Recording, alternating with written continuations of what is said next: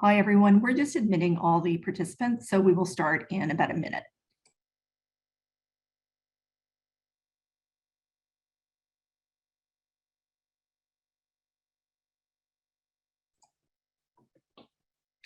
Good afternoon, everyone, and thank you for joining us for our 6th webinar in Smart & Biggar's Trademarks in Canada series. I know we are still admitting people into the webinar, but we do have a lot to cover, so I thought I might just start now. My name is Alice Sang, and I'm a regulatory and marketing partner in the Toronto office. And together with my colleague, Jamie Lynn Kraft, a trademark associate in the Ottawa office, we will be presenting on marketing and advertising law in Canada today. Most of you know that Smart & Biggar is an IP boutique, meaning we specialize in patents, trademarks, and copyright. We also specialize in marketing and advertising, especially for companies in the regulated industries like pharma, food, cannabis, medical device, natural health product, and cosmetics. And our presentation today will focus on marketing and advertising generally, with a special emphasis on IP-specific issues, since we know many of you are IP practitioners. Our formal presentation will last for 40 minutes, with the remainder for Q&A. Please feel free to enter your questions using the Q&A button, not the chat button. And please feel free to enter your questions as we're going along. There's no need to wait until the end. We will try and address as many questions as we can. Today's webinar will be recorded, and we will provide a copy of the recording as well as the slides after the presentation.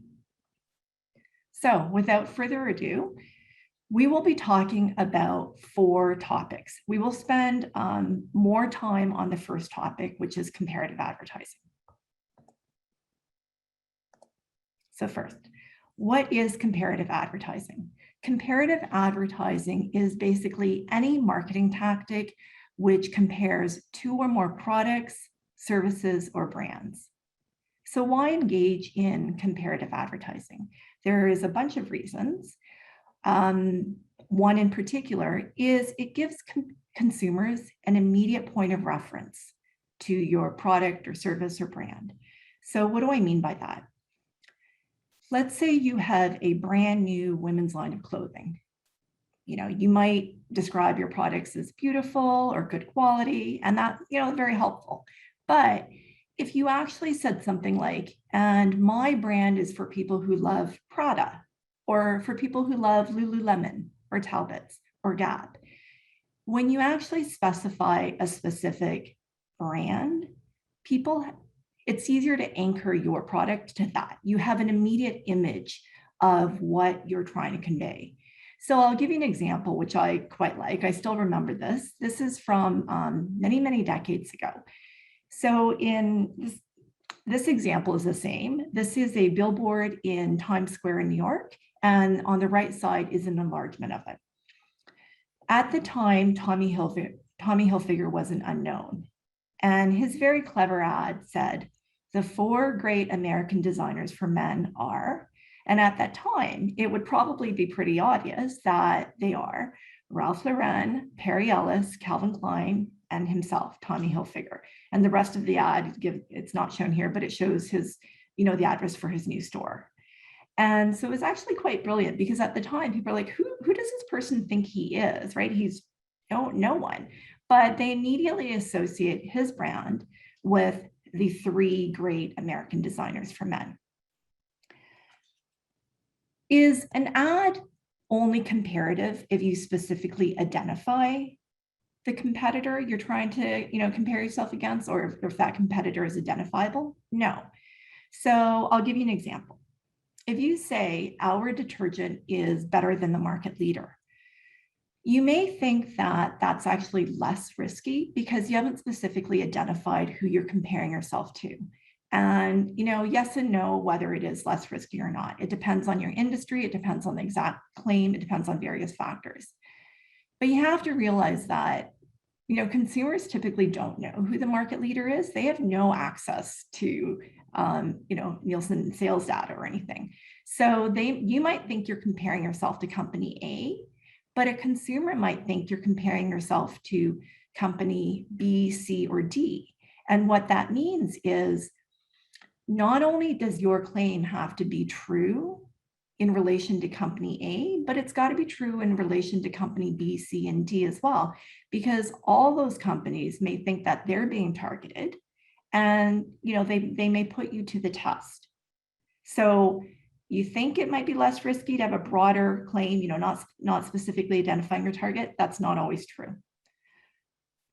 As another example, let's say you have a claim like our chocolate bars taste the best, and you sell your chocolate bar in a grocery store. So you think, well, we've done our taste test. We know we're the best tasting chocolate bar compared to any other bar that you can get in a grocery store, but you haven't qualified it.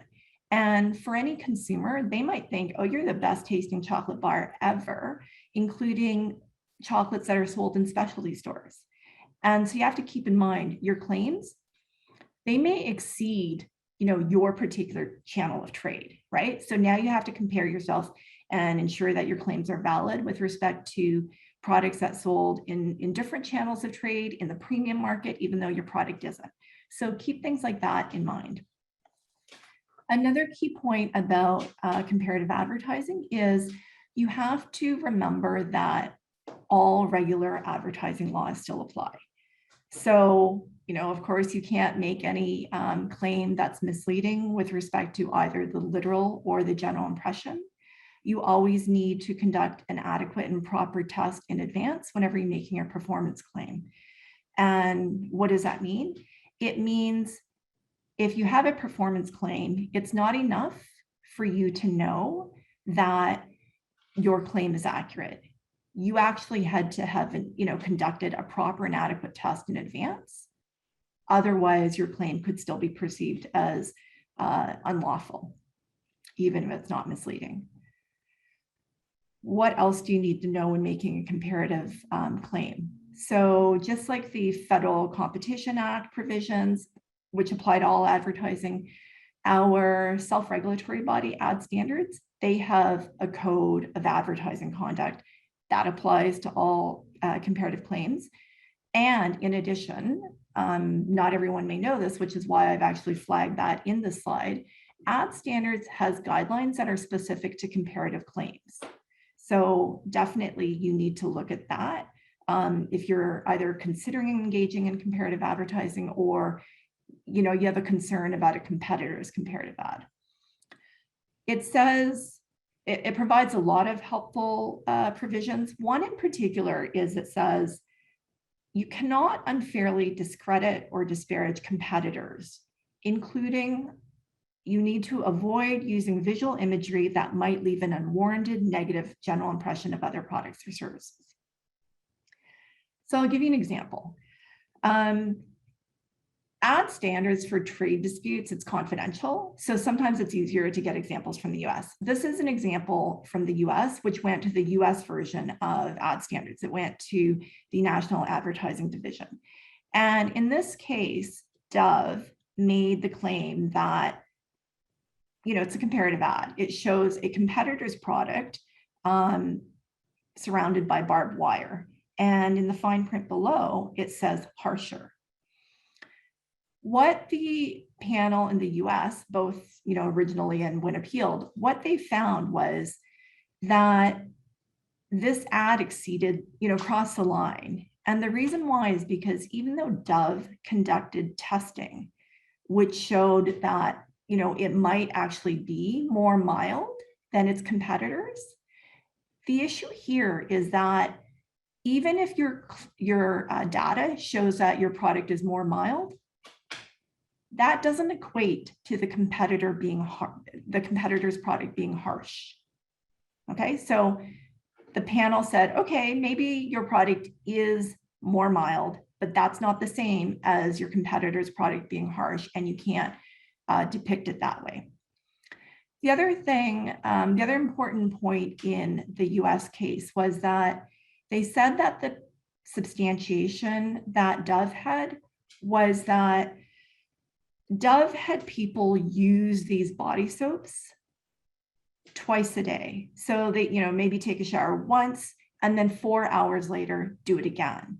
And what the panel found was, most people don't take more than one shower a day. And so the fact that the testing consisted of using this twice a day, that doesn't reflect ordinary use of the product, and therefore the results from the test can't be used to substantiate this claim. So that's just one example of what the ad standards comparative code says in terms of don't unfairly disparage your competitors. Okay, let's go back here. What else should you know about comparative advertising? Hopefully this is, hopefully we've made it clear, but comparative advertising is high risk. Whether or not you identify a specific competitor. For ad standards, 3 trade disputes that have been published for 2019 and 2020, all of them have involved comparative ads. Something else you should know, puffery is not a defense. So in one of the 3 ad standards trade disputes, the issue was that the advertiser made a claim that their product was the best and most affordable, among other claims. And the panel held that, you need to substantiate that. The advertiser thought, I don't need to substantiate a claim like this is the best or it's the most affordable. This is just puffery. Just a reminder that puffery is, it's not, Canada's not like the US. It's very hard to justify claims on the basis of puffery. So what is a potential alternative? One thing you might want to consider is, can you make a top parity claim instead of an outright comparative claim? So what is a top parity claim? Top parity means you're not saying that you or your product is the one and only best product. You're saying that no other product is better than yours. So you could be one of 5 products which are equally excellent. You're not saying you're the only one. And so maybe a clear example of this is if you say no other car has a better safety record. You're not saying you are the car with the one and only best safety record. You're just saying no one else has a better one. And the reason why a top parity claim can be helpful if it works in your particular context is, from a marketing and commercial perspective, consumers might view that claim, no other car has a better safety record. They might actually interpret it as you are the best from a safety perspective. So you get that advantage, but from a legal perspective, assuming what you're saying is still true, it's a lot easier to substantiate that claim. And just a couple of advantages and disadvantages for comparative advertising. The obvious one, you can quickly highlight a benefit relative to the competition. It's especially helpful for new businesses or those with low market share, Tommy Hilfiger being a prime example.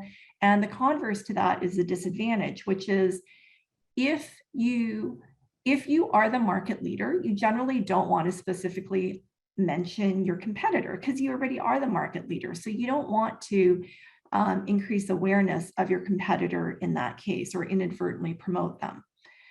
We already talked about it's higher risk to engage in comparative advertising. You need robust substantiation.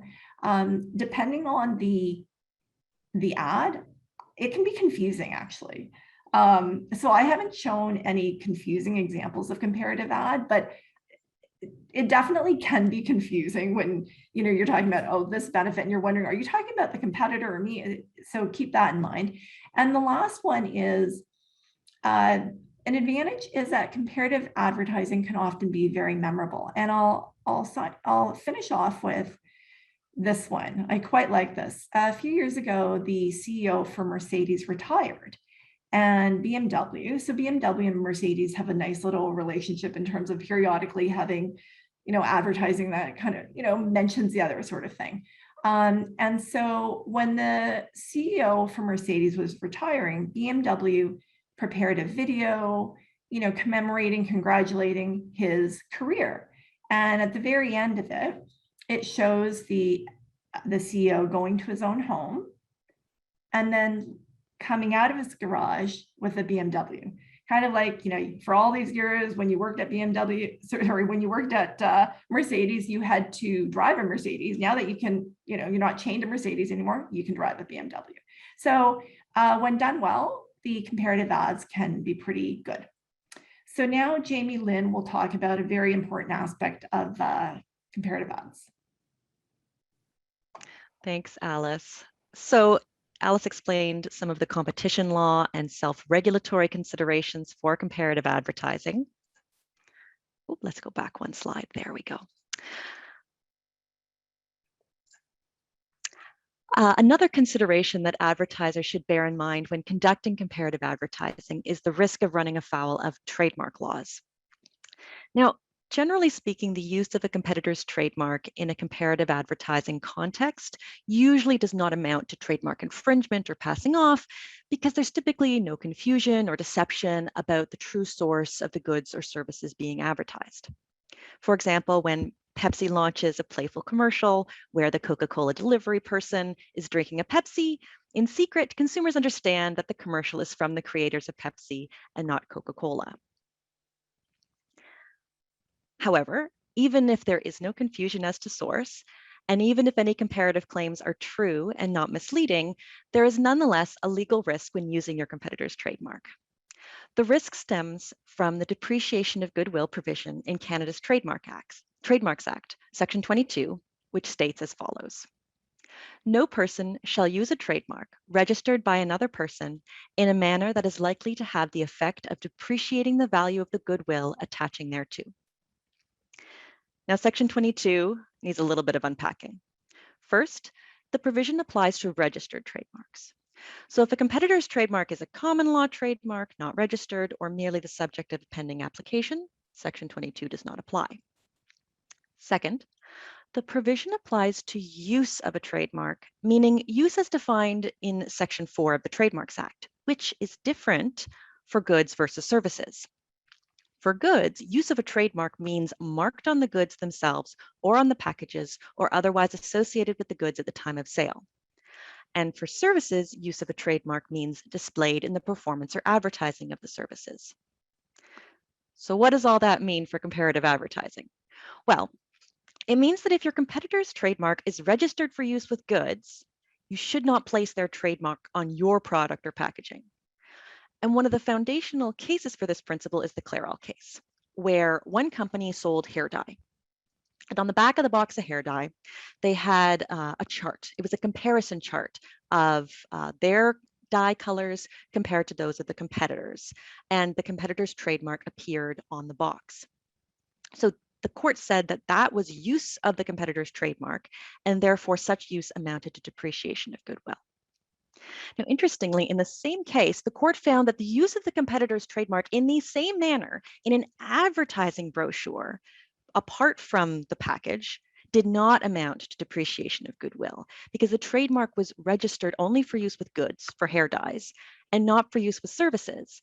And the display of a trademark in advertising does not constitute use of the mark with goods.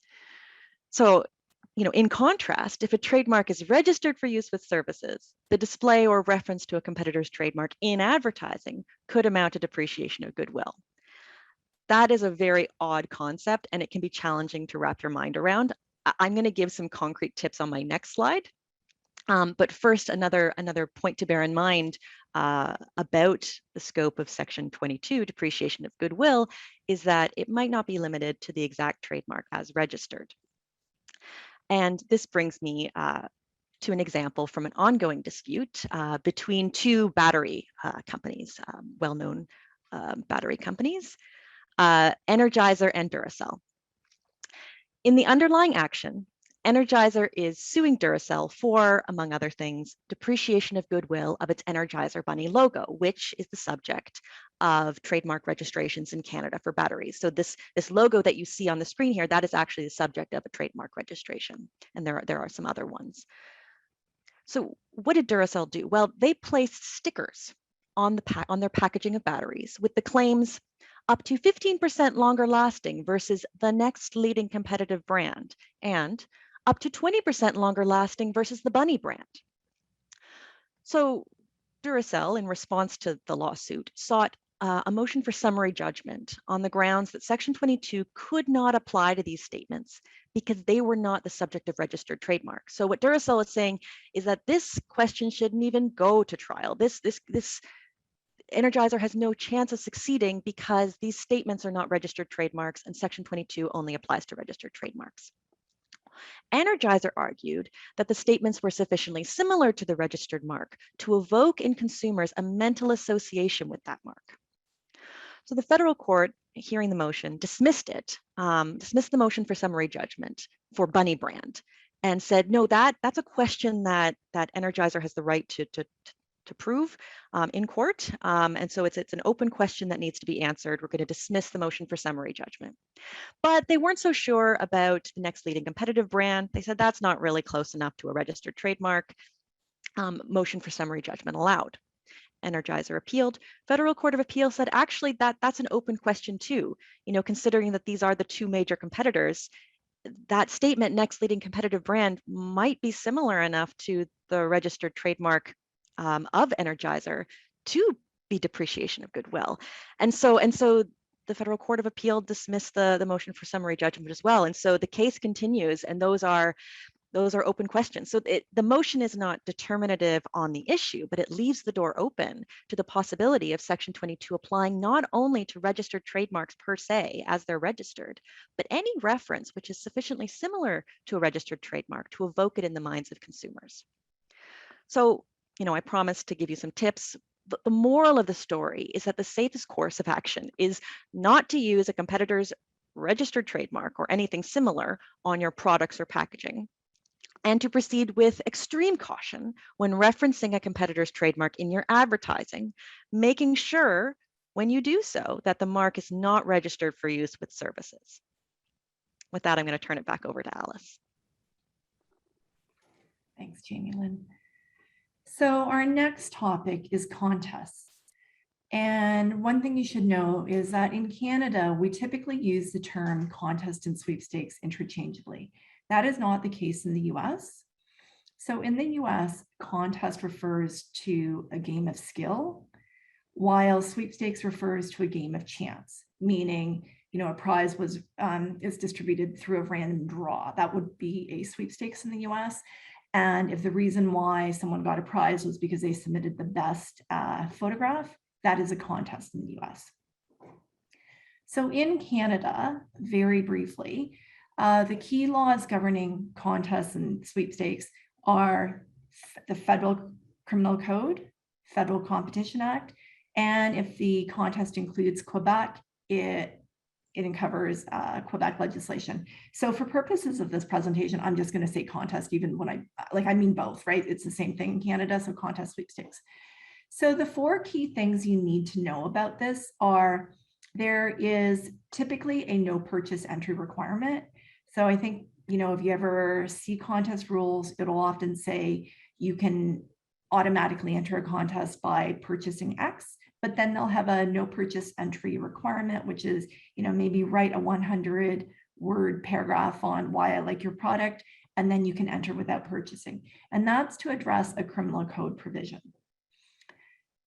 The second key thing you need to know is that contests in Canada often have a math skill testing question, unless the reason why the prize is distributed is through a pure skill component, like submitting the best photograph and it's being judged as the best through, like an expert panel. So where there's actually a true test of skill, you don't need a math skill testing question. Otherwise you do. And when Americans want to, have a North American contest, that's one thing that they're a little surprised about, that if it happens to be a Canadian who is selected to win, that they have to answer that math skill testing question. Third part is under both federal law and the Quebec legislation, there's certain disclosure requirements, meaning whenever you advertise the contest, certain information needs to be disclosed. And finally, Quebec contests, until recently, all Quebec contests had a registration component.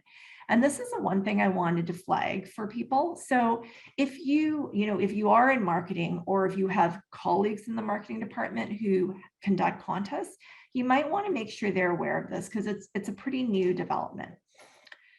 You may know that a lot of contests specifically exclude Quebec residents, and the reason is because of this Quebec legislation governing contests.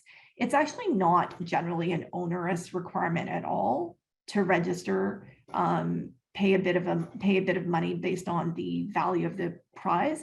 But because it is unique in Canada, that does cause a lot of advertisers to exclude Quebec residents from entering their promotion. And so what has now happened is the Quebec regulator has, since June, said international contests no longer require Quebec registration. So, if you've got a contest which you want it to be open globally, or just Canada and the US, now you don't have to file those materials with Quebec, and you don't have to pay that fee. So this is actually, for certain companies, this is a big change. So you may want to make your marketing colleagues aware of that. Some other things I want to highlight in relation to contests, to the extent that it's on, your contest involves a social media platform. Every platform has their own terms and conditions. So of course you have to make sure you follow those. I wanted to flag that there are also restrictions on the prizes that you can have. And because not everyone necessarily realizes this. As an example, if you want to give away, theater tickets or sports tickets, a lot of those, professional theater venues or sports teams, on the tickets, the terms and conditions, it will specifically say that the ticket is basically a license to see a certain show, a certain performance, and that if you breach any of the terms and conditions of that license, you can't use the ticket. And one of the terms and conditions for, those tickets is, unless you have explicit permission, you cannot use those tickets as part of a promotion or a contest. So just keep that in mind. Another one is Apple. So iPhone, Apple products, they're very popular for prizes, but Apple has its own policy on the use of trademarks and copyright, which is pretty strict. They basically don't like companies giving away their prizes unless the company has specific permission to do so. Keep that in mind. About a decade ago, Apple had a policy that flat out said you basically couldn't, give away their products as a prize without permission. Now it's changed, but it's still restrictive, and they're not keen on that. So especially if you're a larger company, you want to be careful both if you do it and how you do it. The next thing I wanted to mention is, many of you may be aware that Canada, US as well, actually globally, a lot of regulators have requirements that basically say, if you're an influencer or if you endorse a product or service, you need to disclose that clearly. So what that means is, what it was originally intended to mean is, if a company gave a product to an influencer to test it out, the influencer needed to say #ad whenever the influencer was going to post about the product. So this would apply whether the advertiser paid the influencer or just gave them free product. What I wanted to say here is that concept applies to contests as well. So if, for instance, you have a contest, and one way to enter the contest is to post about the product, what these rules are saying is, you need to include in your contest rules the requirement that the entrant also post #sweepstakes. So people know that when they see a whole bunch of Cole Haan shoes on Instagram, the reason why they see that is because people are doing it to see, people are doing it because they entered a contest. And the reason why I'm saying Cole Haan is because Cole Haan actually did get there was a warning by the Federal Trade Commission because they had a contest where that wasn't disclosed. So that's why I'm saying that. And the Federal Trade Commission specifically said, you can say hashtag sweepstakes, you can say hashtag contest, you should not say hashtag sweeps because people don't understand what that means. The last thing I'm going to say about contests is that the province of Quebec's French language requirements still apply. So I'm not saying that every contest, which includes Quebec, needs to be bilingual, but I am saying that the Quebec's regular language laws apply. And over to Jamie Lynn. Thanks, Alice.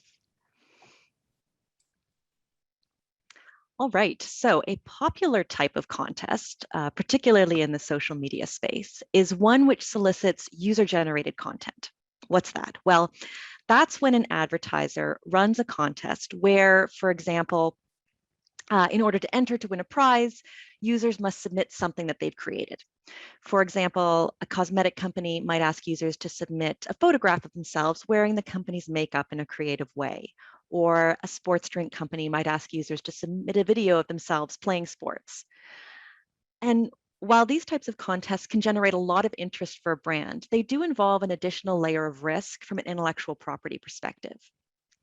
And this is because advertisers will typically use the contest entries in their promotional activities. So they need to make sure that doing so will not violate any IP rights belonging to others. With respect to third-party IP rights, advertisers should ensure the contest entries do not contain any third-party trademarks, such as logos on t-shirts or baseball hats, and no third-party content, which could be the subject of copyright protection, such as music that's playing or paintings hanging in the background. And to reduce the number of submissions which might contain that content, the contest rules should specify that if such third-party IP is included, it could invalidate the entry. Additionally, any submissions which are to be included in promotional materials, they should be vetted beforehand to ensure that they don't include any of that third-party IP, and if they do, to remove it before the materials are used. Advertisers must also respect the IP rights of the contest entrants. And this can be done by having the entrant sign or click sign a statement making certain representations. First, the entrant should declare that they own the content being submitted. Second, the entrant should fully assign or grant a perpetual royalty-free license to the advertiser to use the content in any form of media. Third, the entrant should waive their moral rights in the content. And I'm going to stop here and give you a little bit of an aside on moral rights. Moral rights are provided for under Canada's Copyright Act, and they comprise the author's right to the integrity of the work and the right to be associated with the work as its author by name, or the right to remain anonymous. Moral rights cannot be assigned. This is an important point. They can only be waived. So this means that editing someone's work, even if you own the copyright or even if you have a license to use the work, that could amount to moral rights infringement if moral rights have not been waived. And since advertisers are probably going to want to edit the entries before using them, it's important to get that waiver of moral rights. Finally, it's also a good idea to get a publicity and privacy release, meaning any person shown in the content consents to their image, likeness, and name being used by the advertiser. Once the advertiser has that signed statement in hand, they can feel relatively confident that they're able to use the content submitted in any manner without violating the IP rights of the contest entrants or those of third parties. And speaking of third parties, I'd like to share a cautionary tale about running a contest soliciting user-generated content, which is about your competitor's brand. This is a story from a legal case out of the US between rival sandwich shop companies Quiznos and Subway. Back in the mid to late 2000s, Quiznos invited the public to submit homemade videos specifically depicting Quiznos sandwiches as being superior to Subway's. Unsurprisingly, Subway sued Quiznos on the grounds that many of the videos made false claims and depicted its brand in a derogatory manner. So going back to some of those comparative advertising risks that Alice and I discussed at the beginning of the presentation, Quiznos' main defense was that it didn't make the videos, and therefore it had no control over the content. So the question in the case was whether an advertiser should be held liable for user-generated content which it solicits. Now that case settled, so we don't have an answer to that question, but I think it is very much a live question, and advertisers should proceed with extreme caution when running such types of user-generated content contests. Moving on to our next topic, which is about ad agencies, also known as creative agencies. An ad agency is an independent service provider that creates, plans, and handles the advertising, promotion, and marketing of a company. Now, some companies have an in-house team that does all those things, but many outsource the ad work to a third party, and there are IP implications to doing so. As a natural part of an ad agency's services, they're going to be creating or soliciting the creation of ad copy, photos, slogans, videos, and other original works. Most of that content created by the ad agency was going to be the subject of copyright protection. So companies should be aware of the default copyright ownership rules in Canada. Absent an employment relationship, the first owner of copyright in a work is the author or creator.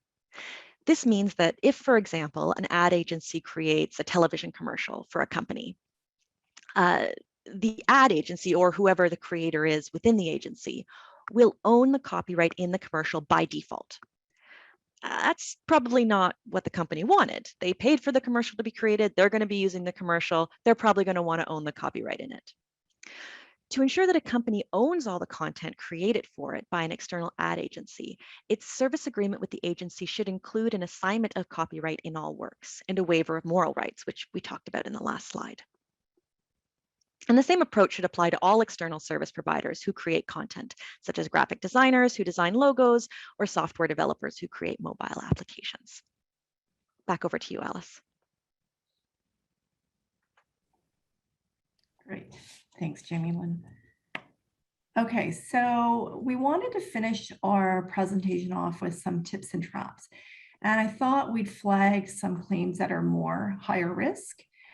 Just three in particular. One, environmental claims are very popular, but you have to be very careful when you're making these types of claims, both from a regulator perspective as well as a consumer perspective. I think consumers are, especially sensitive to these types of claims if they think that they're not valid. They think it's greenwashing, so be very careful about that.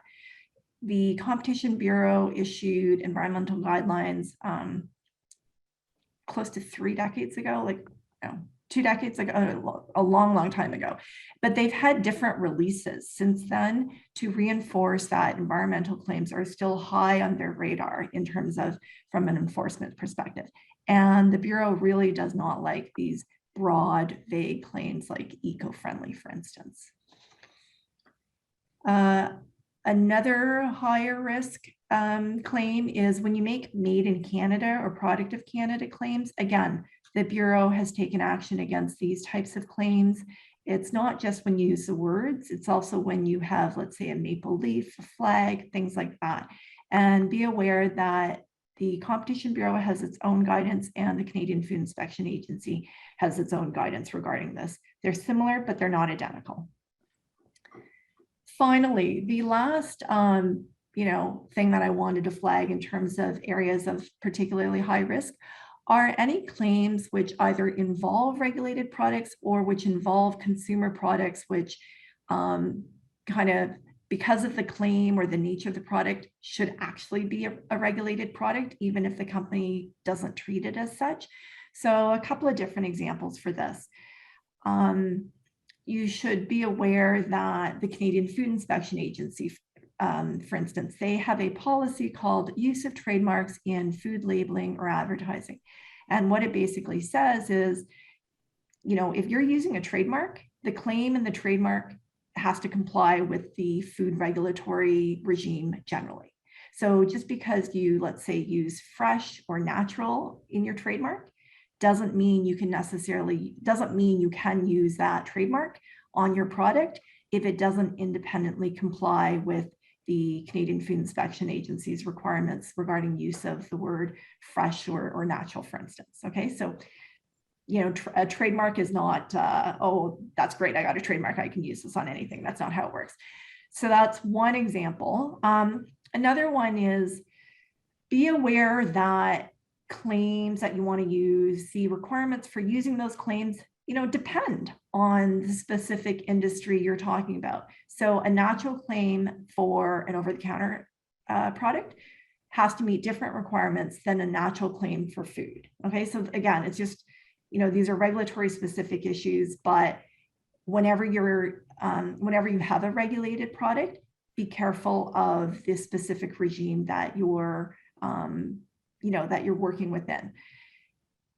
Another one I wanted to flag is health products generally. So Health Canada, since the last couple of years, they now publish any advertising disputes they have about health products. So they only publish it if they've taken enforcement action. If they haven't taken enforcement action, they don't publish it. It's a brief summary, but just wanted to let you know, because sometimes with what companies do, the worst thing is bad publicity. And so I just want to make sure you're aware that if your advertising is offside from a health product perspective, that is published. And Health Canada and other regulators as well have been particularly strict regarding anything dealing with COVID. So what I have on this screen is the database that's specific to advertising complaints involving COVID. Health Canada has a separate one for complaints generally, not COVID. And I think the final thing I wanted to say is sometimes companies have what they call consumer products, meaning it's not supposed to be considered a medical device or a drug, but they're making certain claims which from the regulator's perspective may cross the line and may require the product to be a medical device. So just want to flag that seems to be happening more, whether you're dealing with fitness equipment, whether you're dealing with wearables, things like that, but that is something that regulators are on the lookout for. And certainly Health Canada. So Health Canada's approach previously used to be more reactive, right? So if they received a complaint, they'd look into it. Now they're more proactive in terms of looking for non-compliant advertising. So just be aware of that. All right. Thank you, Alice. So that brings us to the end of our formal presentation. I think we promised to do it in 40 minutes. We went over by 3 minutes. Apologies. We're going to try to get all of our questions in. I see that some of them have already come in. Please continue to send your questions, and we'll try to get to all of them before the hour is up. So I'll start with one here that looks to be to me, and the question is truth a defense to diminishing goodwill of a registered mark? So that comes back to we were talking about the use of a competitor's trademark. If it's on the product and if the mark is registered for goods, that could amount to depreciation of goodwill. Well, what if what you say is true? What if it is the truth that you're better than this company or this brand? Well, unlike in the under the competition rules and the self-regulatory rules, truth will not set you free, because the question is whether the goodwill is being depreciated, and a statement which, although true, puts the competitor's brand in a bad light, that depreciates the goodwill. And so truth is not a defense, and that's why you need to proceed with caution when using your competitor's trademark. And that's why, even if true, you should not put your competitor's trademark on your goods. And similarly, going back to the Clairol case, you'll note that the chart, the way I described it, the chart on the back of the box, that wasn't disparaging either. It wasn't saying, all of our colors are better than all of these colors. It was just, hey, if you like their colors, you might like our colors too. Here's a comparison. It was still depreciation of goodwill, because it was the mere fact that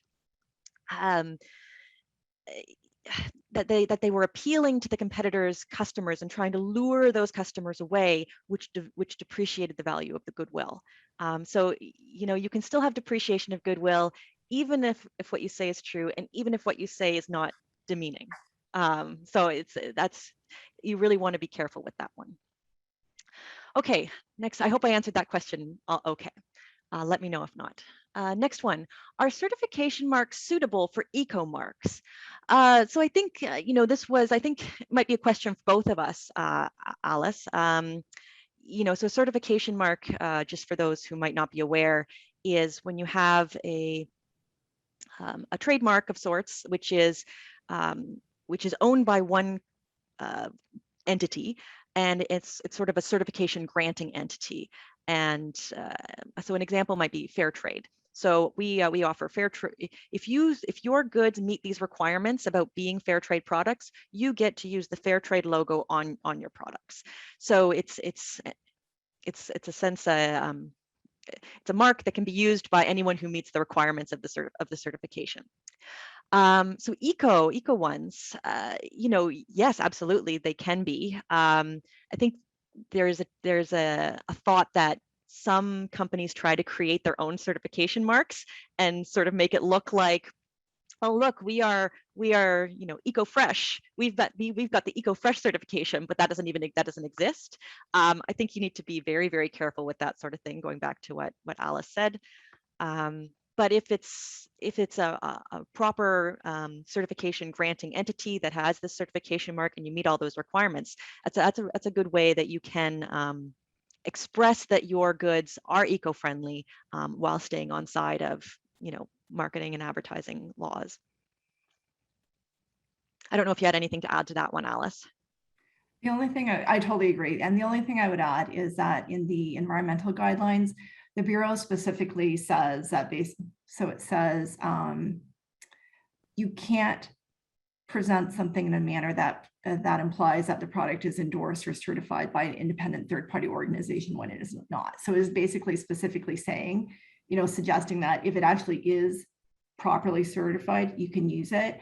Context is key for a lot of things. I mean, just to state the obvious, you can't, let's say you have a certification for something, you can't have an ad showing that certification where that ad, because of whatever product you happen to be advertising, that certification mark doesn't quite apply there. That's kind of stating the obvious, but yeah. Okay, great. Next question. This is another one for me. It's about user-generated content contests. In order to obtain the rights to use a contest entry for promotional purposes, is it enough to include an assignment or license clause in the contest rules to the effect that the entrant agrees to assign or license their entry to the company? So that's a good question. It's like, how do you go about getting that statement, that assignment? Can you just post it in your rules saying, by entering this contest, you agree that anything that you create and submit to us is going to be owned by us? The short answer is that's, you can include it in your rules, but that's probably not going to be enough. The reason is that copyright assignments and licenses must be in writing. And that's it's part of the Canadian Copyright Act. And you also can't assign something that doesn't exist yet. You can't assign the copyright in a work that doesn't exist yet. So the best practice when you're dealing with these sort of UGC contests is to arrange so you have your contest rules. That's something that you're going to have regardless. But when it comes time for the user to submit their entry, I'll maybe have a little form come up where they have to click and tick off a statement, including all those points that we discussed, including, I'm assigning this or I'm licensing this. This is my work. I own it. I'm assigning it to you. And then when they click submit, this is even better. This is just a best practice sort of thing.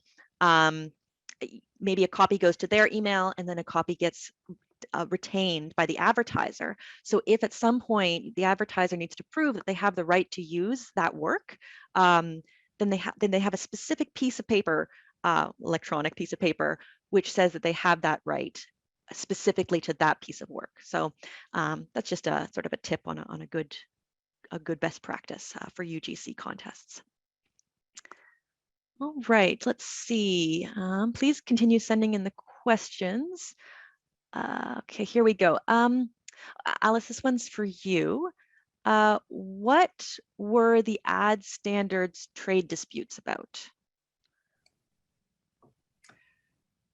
So as I mentioned, because in Canada, the trade disputes are confidential, I don't have as many details as I would like to have, but there were a couple of different things. In one of them, and this goes to my point about having made in Canada or product of Canada claims. So in one of the cases, the advertiser described their product as Canadian, but they didn't meet the required test. So the required test is actually, if you're going to say made in Canada, you need to have, okay, let's see, you need to have met the 51% threshold, meaning at least 51% of the total direct costs of producing or manufacturing the good was incurred in Canada. The last substantial transformation of the good occurred in Canada. And you have to have your claim accompanied by appropriate qualifying statements. So for instance, made in Canada with imported parts. So that's a made in Canada claim requirement under the Competition Bureau. Product of Canada is much higher. It's not 51%, it's 98%. Okay, so that's a difference. But anyway, so that was one of the issues in the 2020 case. Another issue in the 2020 case was that the advertiser claimed that their product was a favorite, but they didn't have supporting evidence to substantiate that. Something else that was interesting, which occurred in two of the cases, was they used a perfect star rating. So let's give the example of maybe they advertised their product as 5-star because they rounded up. So I think that's very interesting. Maybe it should have been 4.7, right? But they rounded up. And it was found that that is misleading. So what you could say is for things like, you know, we received, or whatever, our product received 20,000 5-star reviews. But you can't say it's a 5-star product unless it's 100% 5-star. So these are some of the, let me see.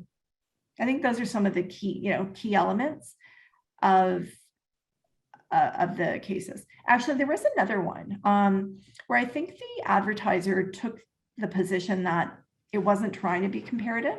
So you know how I said that their defense, in one case, the defense was puffery. In another case, their defense was it's not comparative.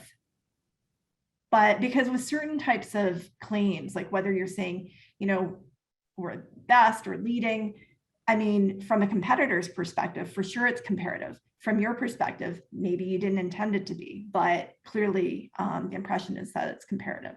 So those were some of the issues. Okay, that's helpful. Let's see here.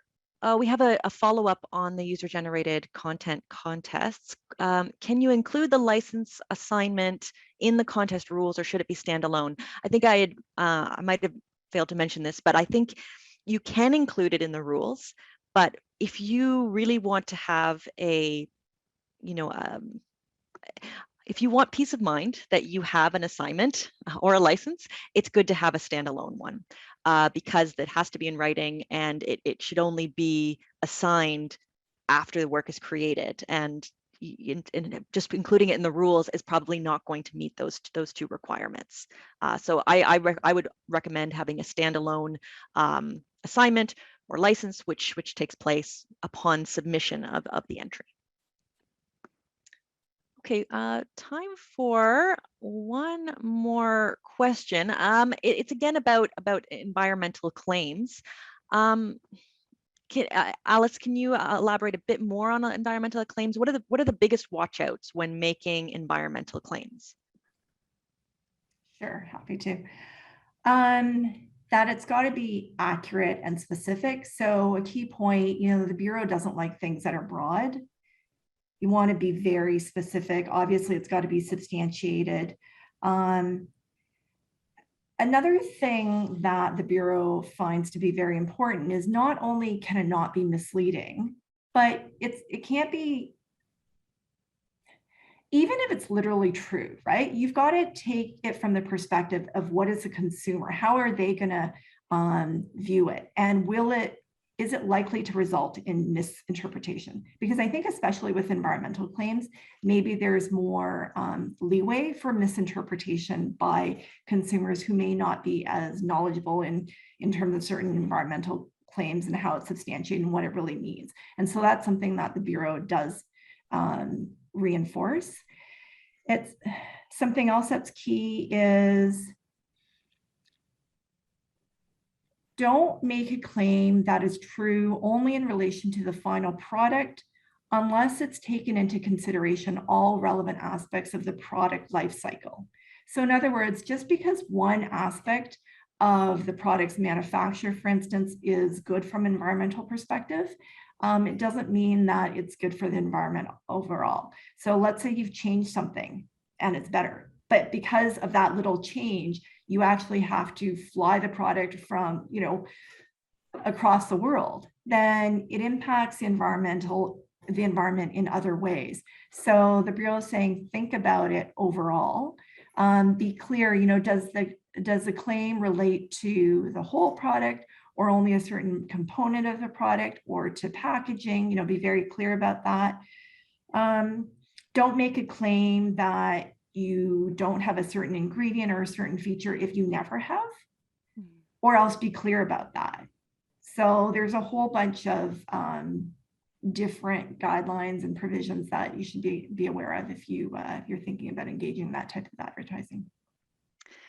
Great, thanks, Alice. I had said one more question and then someone snuck in with one more just in time, and it's for me, and I think I can answer it quickly, so I will. The question is, again, about user-generated content contests. I'm having trouble with that. I should just shorten it to UGC.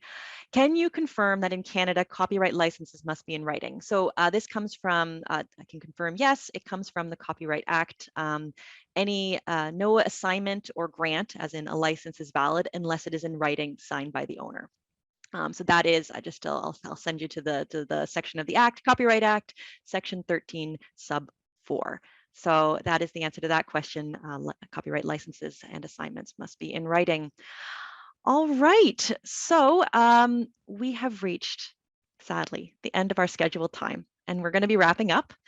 I think I answered all questions, but if anything was not addressed, please reach out to us, and we'll try to answer it the best we can by email. Yeah, you'll be given there'll be a follow-up email, and you can our contact information will be in there. Thank you so much for taking the time to join us today, and hopefully we will see, not Alice and I, but we, the general Smart and Biggar, we will see you on October 21st for the last webinar in our series, which is branding in Quebec. We alluded to that earlier in our webinar. There are some tricky rules there. So branding in Quebec, strategically navigating French language requirements and leveraging trademarks. Look forward to seeing you there. Thanks so much. Take care. Thanks, everyone. Bye-bye.